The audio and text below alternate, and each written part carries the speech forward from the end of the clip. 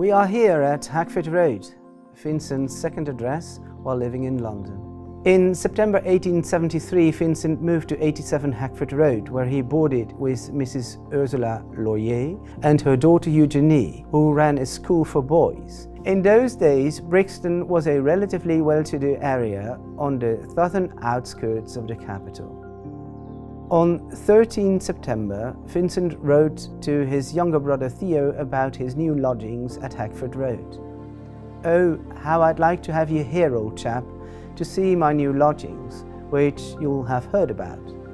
I now have a room, as I've long been wishing, without sloping beams and without blue wallpaper with a green border. It's a very distinguished household where I am now, in which they run a school for little boys." Vincent had a room at the second floor facing the street and had its walls covered with illustrations from magazines like The Graphic and the Illustrated London News, and from his work at art gallery GOGH. Especially in the first month, Vincent seemed very happy at 87 Hackford Road. He worked at GOGH Art Gallery on 17 Southampton Street, where they sold printings and engravings.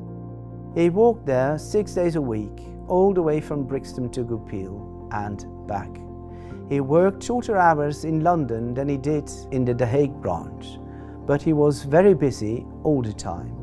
In his free time, he worked in the garden and made little sketches. January 1874, he wrote to his brother Theo, "Always continue walking a lot and loving nature, for that's the real way to learn to understand art better and better. Painters understand nature and love it, and teach us to see, and then there are painters who make nothing but good things, who cannot make anything bad, just as there are ordinary people who cannot do anything that isn't good. Things are going well for me here. I have a wonderful home, and it's a great pleasure for me to observe London and the English way of life and the English themselves. And I also have nature and art and poetry, and if that isn't enough, what is? Yet I haven't forgotten Holland, and especially The Hague and Brabant."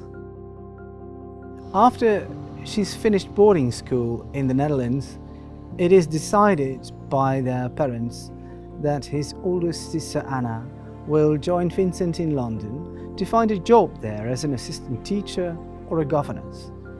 Vincent and Anna travelled together from Hackford in the Dutch province of North Brabant to the city of Rotterdam, to London by steamboat, and arrived at Hackford Road on the 15th of July 1874.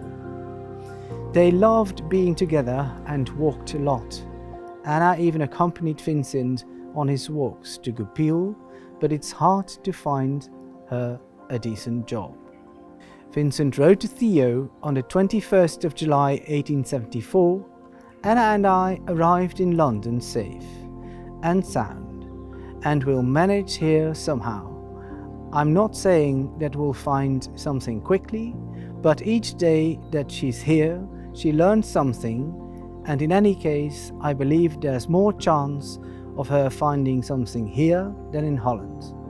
In a letter of August 10th, 1874, Vincent announces to Theo that Anna and he will have to move. Presumably, the reason for the move is that Vincent fell in love with Eugenie Laurier, who's engaged to someone else. When Eugenie turns him down, their parents decide Vincent and Anna have to move to another lodging. Not too long thereafter, they move to the home of John Parker and his wife at Ivy Cottage, 395 Kennington Road at Kennington. But Vincent's behaviour has changed after this event, and there's friction between him and Anna.